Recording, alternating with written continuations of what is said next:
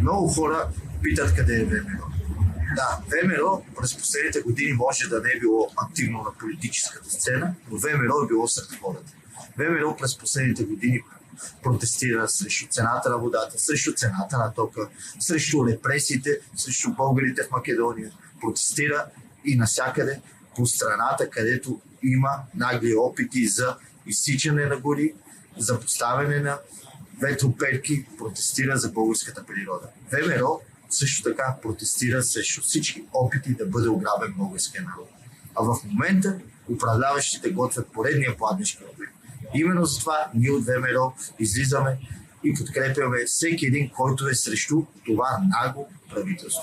ВМРО е срещу корупцията, ВМРО е в защита на хората и в защита на правовия интерес в България. България над всичко.